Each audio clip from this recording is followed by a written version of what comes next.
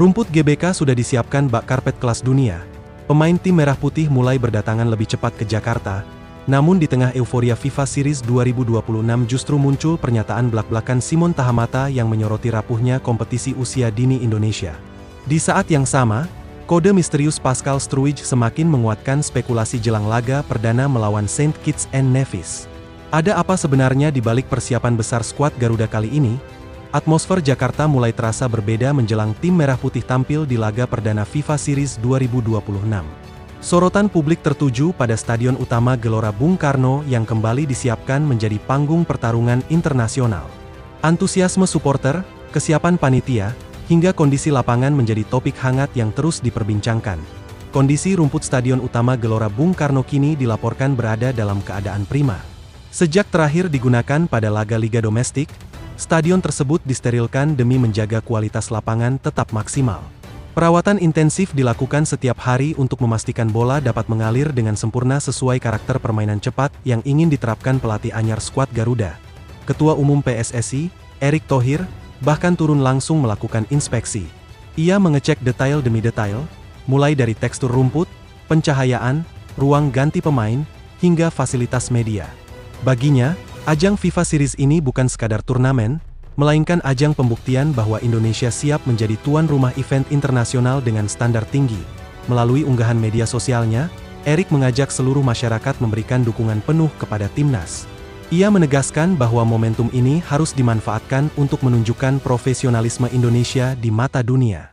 Kepercayaan dari FIFA harus dijawab dengan kerja nyata. Stadion Utama Gelora Bung Karno sendiri memiliki kapasitas lebih dari 77.000 penonton.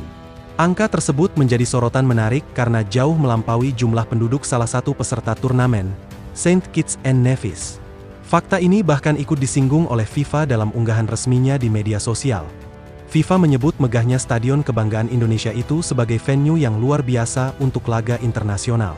Mereka menyoroti bagaimana seluruh populasi Saint Kitts and Nevis secara teori bisa memenuhi stadion tersebut dan masih menyisakan kursi kosong. Narasi ini tentu menjadi kebanggaan tersendiri bagi Indonesia. Di sisi teknis, pelatih kepala John Hartman bersiap menjalani debutnya bersama timnas Indonesia. Laga melawan Saint Kitts and Nevis akan menjadi ujian pertama baginya dalam membangun identitas permainan skuad Garuda. Sebanyak 41 pemain telah dipanggil untuk mengikuti pemusatan latihan di Jakarta. Mereka dijadwalkan datang secara bertahap setelah perayaan Idul Fitri. Pemanggilan besar ini menunjukkan bahwa Hartman ingin melihat lebih banyak opsi sebelum menentukan skuad final. Salah satu nama yang mencuri perhatian adalah gelandang lincah Persib Bandung, Beckham Putra. Ia menyatakan kesiapannya bersaing memperebutkan tempat utama di timnas Indonesia.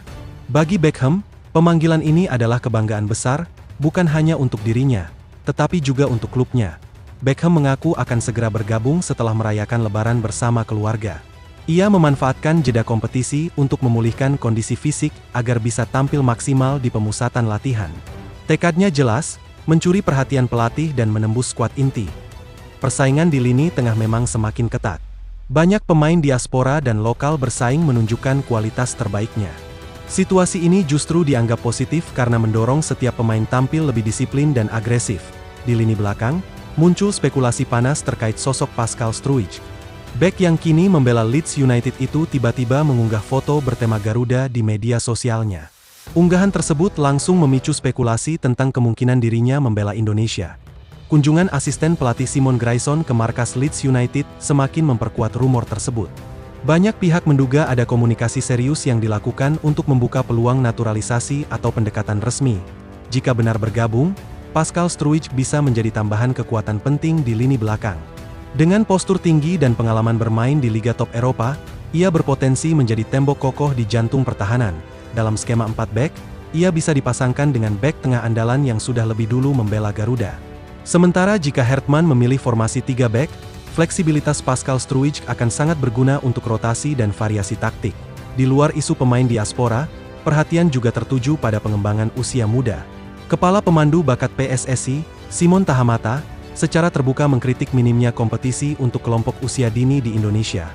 Menurutnya, fondasi sepak bola harus dibangun sejak anak-anak berusia 7 hingga 10 tahun. Tanpa kompetisi rutin di usia tersebut, sulit bagi Indonesia menciptakan pemain dengan teknik dasar yang matang. Simon membandingkan kondisi ini dengan Belanda, tempat ia lama berkarir. Di sana, anak-anak sudah terstruktur dalam sistem kompetisi sejak usia sangat muda. Hasilnya terlihat pada kualitas teknik dan pemahaman taktik pemain Belanda yang kuat sejak dini. Ia menegaskan bahwa pembenahan usia muda harus menjadi prioritas jika Indonesia ingin konsisten bersaing di level internasional. Turnamen seperti FIFA Series memang penting, tetapi pembinaan jangka panjang jauh lebih krusial. FIFA Series 2026 sendiri akan menghadirkan beberapa negara peserta. Selain Indonesia dan Saint Kitts and Nevis, ada juga Bulgaria dan Kepulauan Solomon. Format pertandingan mempertemukan dua laga awal sebelum menentukan partai final dan perebutan tempat ketiga. Laga pembuka akan mempertemukan Bulgaria melawan Kepulauan Solomon. Pada malam harinya, Indonesia akan berhadapan dengan Saint Kitts and Nevis. Hasil pertandingan pertama akan menentukan jalur pertandingan berikutnya. Atmosfer laga malam di GBK dipastikan akan membara. Dukungan puluhan ribu supporter di tribun menjadi energi tambahan bagi para pemain. Faktor kandang diharapkan memberi dorongan mental besar untuk meraih kemenangan perdana. Bagi John Hertman, ini adalah momen pembuktian. Ia datang dengan reputasi membangun tim yang disiplin dan terorganisir. Publik Indonesia menanti sentuhan taktiknya di lapangan. Kualitas rumput yang rata dan cepat sangat mendukung gaya permainan modern.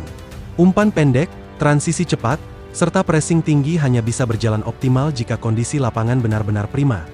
Pihak pengelola stadion memastikan tidak ada agenda lain sebelum turnamen berlangsung. Semua fokus diarahkan pada kesiapan pertandingan internasional ini. Setiap detail teknis diawasi dengan ketat. Para pemain yang tiba dari Eropa juga dipantau kondisi kebugarannya. Tim medis akan melakukan serangkaian tes untuk memastikan tidak ada cedera yang mengganggu persiapan. Kehadiran pemain diaspora dan lokal dalam satu skuad menciptakan dinamika menarik. Kombinasi pengalaman luar negeri dan semangat kompetisi domestik diharapkan menghasilkan keseimbangan permainan. Supporter pun mulai berspekulasi tentang susunan starting 11. Perdebatan di media sosial semakin ramai menjelang hari pertandingan. Antusiasme ini menunjukkan betapa besarnya harapan masyarakat. Di sisi lain, manajemen tim ingin menjaga fokus pemain agar tidak terdistraksi rumor dan tekanan publik. Hertman dikenal sebagai pelatih yang tegas dalam menjaga disiplin internal tim. Turnamen ini juga menjadi ajang evaluasi sebelum agenda internasional berikutnya. Setiap laga akan dianalisis mendalam untuk melihat perkembangan performa tim. Kemenangan di laga perdana tentu menjadi target utama. Namun lebih dari itu, stabilitas permainan dan identitas taktik menjadi prioritas jangka panjang.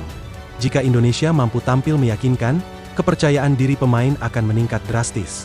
Hal ini penting untuk menghadapi kompetisi yang lebih berat ke depannya.